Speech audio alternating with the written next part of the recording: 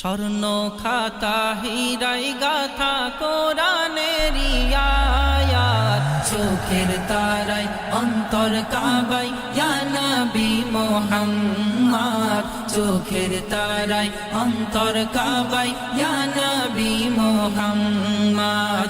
স্বর্ণ খাতা হীরায় গাথা কোরআনেরই আয়াত, চোখের তারায় অন্তর কাবায় ইয়া নবী মুহাম্মদ, চোখের তারায় অন্তর কাবায় ইয়া নবী মুহাম্মদ।